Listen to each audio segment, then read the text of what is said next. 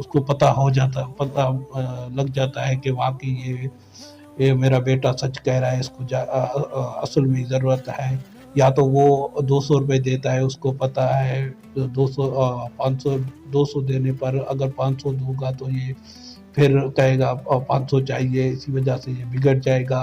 اس کو بڑے ہیں، اس کو پتہ ہوتا ہے سب کچھ. اسی وجہ سے اللہ تعالیٰ کو سب کچھ پتہ ہوتا ہے مجھے کس وقت کیا دینا چاہیے، کتنا دینا چاہیے، کیا دینا چاہیے. مگر ہماری جو دعا کی جو ضرورت ہے وہ ہمیں دعا مانگنی چاہیے. ایسے نہیں ہے کہ وہ ہمیں دعا چھوڑنی چاہیے. ہر دعا نماز پڑھتے ہیں آپ دعا مانگا کریں. خاص کرے آپ اکیلے میں ہوتے ہیں، کہیں جا رہے ہوتے ہیں، وہاں آپ اکیلے جا رہے ہوتے ہیں، وہاں آپ دعا مانگا کریں دل میں اللہ کو پکارا کریں. جو بھی آپ کی دل کی مراد ہو وہ آپ مانگا کریں. انشاءاللہ اللہ بے شک سنتا ہے. قرآن شریف میں ہمیں یقین ہے، قرآن شریف میں وہ جو اللہ تعالیٰ نے فرمایا ہے میں دعا قبول کرتا ہوں، سنتا ہوں، تو ہمیں بے شک یقین ہے اور یقین ہونا بھی چاہیے. اور یونس علیہ السلام کی تو کہانی سنیے. اندھیرا سمندر، مچھلی کا پیٹ، مگر دعا وہی تھا، لا الہ الا اللہ انت سبحانک انی کنت من الظالمین. سورۃ انبیاء 87. وہ اللہ تعالیٰ فرماتے ہیں فَاسْتَجَبْنَا لَهُ وَنَجَّيْنَاهُ مِنَ الْغَمِّ. معاف کیجیے اگر میں قرآن شریف کے کوئی بھی الفاظ بھول جاؤں یا مجھے غلطی ہو جائے تو معاف کیجیے گا.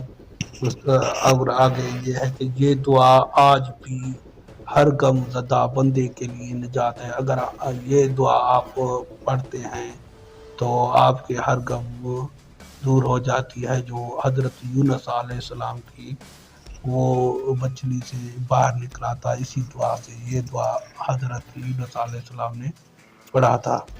تو ایسا 4 حدیث اور دعا رد نہیں ہوتے. نبی کریم صلی اللہ علیہ وسلم نے فرمایا بندے کی دعا 3 صورتوں میں قبول ہوتی ہے. جو میں نے پہلے آپ کو بتایا یہ بھی آگے آپ کو بتاتا چلتا ہوں. دعا کی وجہ سے جو ٹاپک ہے ہماری، بندے کی دعا 3 صورتوں میں قبول ہوتی ہے. جو مانگا وہ دے دیا جاتا ہے. پہلا یہ ہے جو مانگا وہ دے دیا جاتا ہے. اور دوسرا یہ ہے اس کے بدلے کوئی مصیبت ٹال دی جاتی ہے. دوسرا نمبر کیا ہے؟ اس کے بدلے کوئی مصیبت ٹال دی جاتی ہے. مطلب آگے والی جو مصیبتیں ہوتی ہیں، جو آپ نے جو بھی دعا مانگی ہوتی ہے وہ آگے والے مصیبتوں کو ٹال دیتی ہے. یعنی کہ آپ کے آگے کوئی بھی مصیبت آتا ہے، کوئی بھی آپ کے سامنے کچھ حادثے پیش آتے ہیں، آپ گاڑی چلا رہے ہوتے ہیں، کوئی ٹرک آ جاتا ہے، وہ مصیبت مثلا میں ایسے مثال دیتا ہوں، مثلا ٹرک آ جاتا ہے آپ اس سے بچ جاتے ہیں. کوئی آپ کو پتہ ہوگا کتنے ہمارے زندگی میں کتنے مصیبت آئے ہیں جو ہم سے ٹال دیے گئے ہیں. ہو سکتا ہے یہ اللہ کی رحمت تو ہے، اور ہو سکتا ہے ہماری جو دعائیں تھی وہ کام آ گئی تھی. تو آخرت، اور جو تیسرا نمبر ہے آخرت کے لیے ذخیرہ بنا دی جاتی ہے. اور تیسرا جو بھی دعا ہے وہ 3 حصوں میں قبول ہوتی ہے. قبول ضرور ہوتی ہے. جو مانگا وہ دے دیا جاتا ہے اس جان میں، اس دنیا میں، اور وہی جو مانگا وہی دیا جاتا ہے. یا تو اس کے بدلے کوئی مصیبت ڈال دی جاتی ہے تیسرا نمبر، یا تو آخرت کے ذخیرہ بن جاتی ہے. وہ آخرت کے ثواب کے لیے آپ کی جمع کی جائے گی. اور صحابہ نے عرض کیا پھر تو ہم زیادہ دعا کریں گے. نبی صلی اللہ علیہ وسلم نے فرمایا اللہ کے پاس بہت کچھ ہے. اس کا مطلب ہے تو ہمیں زیادہ دعا مانگنی چاہیے. اللہ کے پاس ہر چیز کا ذخیرہ ہے، وہ اس کا ذخیرہ نہ ہی ختم ہونے والا ہے. وہ تو اللہ تو چاہتا ہے تو ہم سے دعا مانگا کریں. جب اللہ خاموش لگتا ہے تو قرآن کہتا ہے اس کا مفہوم یہ ہے کیا تم نے یہ گمان کر لیا کہ جنت میں چلے جاؤ گے اور آزمائش نہیں ہوگی. سورۃ بقرہ 214 کی آیت نمبر ہے. تو ہم یہ خیال کرتے ہیں کہ ہمارے اوپر غمگین ہو جاتے ہیں، ہمیں آزمائش میں ڈالی جاتی ہے، ہم سمجھتے ہیں اللہ ہم سے ناراض ہے، ہم گنہگار ہو گئے ہیں، ہم برا ہیں، ہمیں بس نیگیٹو سوچ آتے ہیں، ہم یہ ہیں، ہم وہ ہیں، ہمیں اس لیے میں بھی چاہتا ہوں، میں خود بھی الحمدللہ قرآن شریف کو معنی کے ساتھ پڑھتا ہوں، آپ سب معنی کے ساتھ پڑھا کریں۔ اللہ ہمیں صاف صاف کہتا ہے جو ہمیں سمجھنا چاہیے، یعنی یہاں بھی کہا ہے اللہ پاک نے، کیا تم نے یہ گمان کر لیا کہ جنت میں چلے جاؤ گے اور آزمائش نہیں آئے گی؟ اس کا مطلب ہے کہ آزمائش ہم پر ضرور آئے گی، ہر حالت میں اور ہر جگہ، ہر موقع پر ہم پر آزمائشیں آتی ہیں۔ ہم جب چھوٹے ہوتے ہیں اور بڑے ہو جاتے ہیں، ہم پر آزمائشیں آتی ہیں، ہم پر بوجھ بڑھ جاتا ہے، ہمیں کچھ کمانے کے لیے تکلیف آتی ہے، ہمیں کیا کرنا چاہیے؟ تو اسی لیے اللہ ہمیں اس لیے بھٹکاتا ہے کہ تم میرے پاس آؤ، مجھ سے دعا مانگا کرو، یوں ہی نہیں کہ تمہیں سب کچھ مل جائے، اللہ کو یاد نہ کرو۔ تو اللہ کا کیا مقصد ہے انسان کو بنانے کے لیے؟ وہ تو ایسے ہی خوش رہ کے چلا جائے گا۔ تو اللہ صحیح اس لیے غمگین یا آزمائش میں ڈالتا ہے جاکہ وہ بندے ہیں جو مجھے یاد کرتے ہیں، وہ کون ہیں جو مجھے یاد نہیں کرتے۔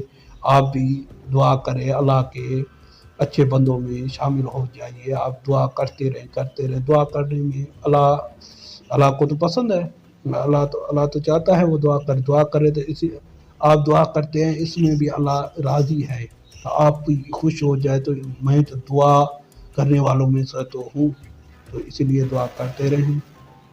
خاموشی اصل میں ایمان کی پرورش ہوتی ہے، خاموشی ایمان کی پرورش ہوتی ہے۔ آپ خاموش رہیں، آپ دعا کرتے ہیں، خاموش رہیں، آپ کو گلہ نہ کریں، آپ کسی سے بھی گلہ نہ کریں، خود سے بھی گلہ نہ کریں، اللہ سے بھی گلہ نہ کریں۔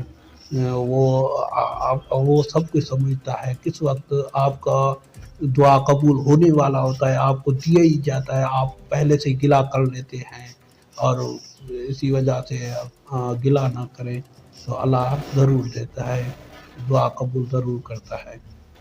اور گناہ گار بندہ گناہ گار بندہ اور اللہ کی رحمت۔ نبی صلی اللہ علیہ وسلم نے فرمایا، اگر تم گناہ نہ کرو تو اللہ ایسے قوم کے لیے جو گناہ کرے پھر توبہ کرے اور اللہ انہیں معاف کر دے۔ ٹھیک ہے، اس میں حضرت صلی اللہ علیہ وسلم نے فرمایا، اگر تم گناہ نہ کرو تو اللہ ایسی قوم کے لیے آئے جو گناہ کرے پھر توبہ کرے، اللہ انہیں معاف کر دے۔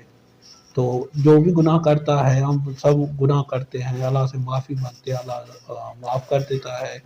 ہمیں کوشش کرنی چاہیے ایسے بڑی گناہ نہ کرنی چاہیے جو ہمیں شرمندگی محسوس ہو، معاشرے میں شرمندگی محسوس ہو، تو وہ تو گناہ ہو جاتا ہے، تو پھر اللہ سے معافی مانگنی چاہیے۔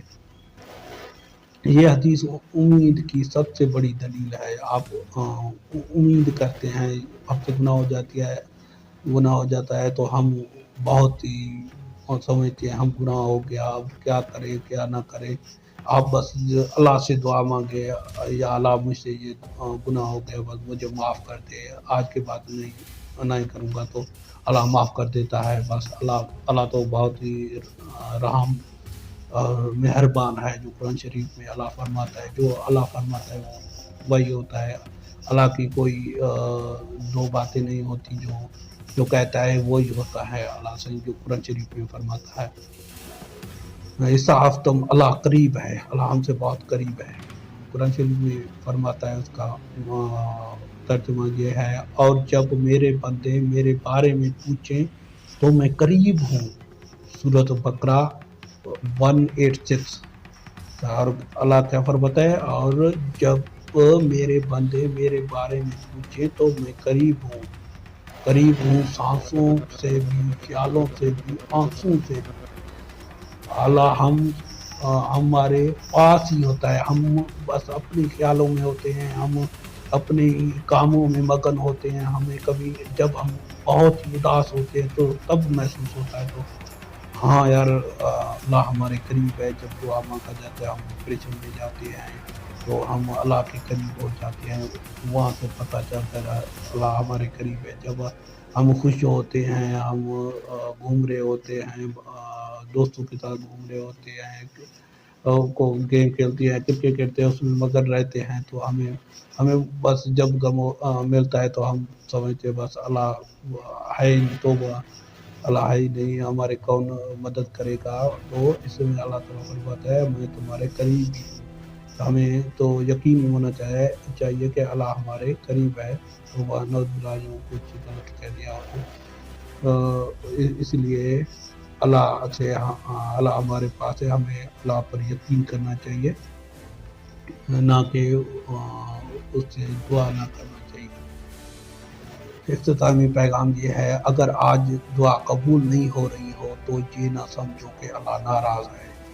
شاید اللہ تمہیں اس قابل بنا رہا ہے کہ جب وہ عطا کرے تو تم سنبھال سکو. آپ جو بھی مانگ رہے ہیں، آپ کو ڈائریکٹ کچھ ایسا مل جائے جو ہم سے جو آگے کی چیز ہو، ہم اس کو نہ سنبھال سکیں گے. جیسے کہ کچھ ذمہ واریاں، کوئی ہمیں ابو کہہ دے اس پورے کاروبار کو تم سنبھالو. ہم تو چاہتے ہیں پیسے آئیں، یہ وہ ہم سے تو نہیں ہوگا نا.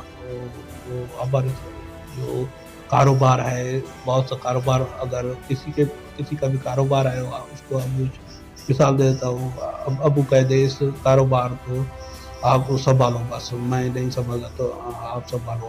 ہم نے تو دعا کی تھی تو ہمارے پاس پیسے ہیں، کاروبار کریں گے تو پیسے آئیں گے، ہمارے سنبھالی نہیں جائے گی. اسی وجہ سے ہم جب جو بھی دعا مانگتے ہیں تو وہ وقتاً بہ وقتاً اس سے قبول ہوتا جاتا ہے، تاکہ وہ اس کو ہم برداشت بھی کر سکیں، ہمیں سیکھ بھی ملے، ہمیں کچھ زندگی کی اور دنیا کے بارے میں سمجھ آ جائے یہ کیا ہے یہ نہیں ہے. آہستہ آہستہ وہ اللہ ہمارا دوست ہے ایسے سمجھے تو ہماری مدد ہر حال میں مدد ہی کر رہا ہے. ایسا نہیں ہے کہ ہمارے خلاف ہے یا ہمیں کچھ دیتا نہیں ہے، کچھ ایسا ہے وہ ہے، ایسا کچھ بھی نہیں ہے. بس ہمیں دعا بھی کرنی چاہیے، دعا کبھی رد نہیں ہوتا. اور اللہ ہمارے واقعی قریبی ہے، وہ ہمارا دوست ہے، مددگار ہے. تو وہ ہمیں کبھی نہیں چھوڑتا اکیلا. وہ اللہ ہی اکیلا ہے جو ہم سب کو سنبھالتا ہے. تو آخری دعا یہ ہے: یا اللہ ہماری ٹوٹی ہوئی دعاؤں کو قبول فرما، ہمارے صبر کو ضائع نہ فرما،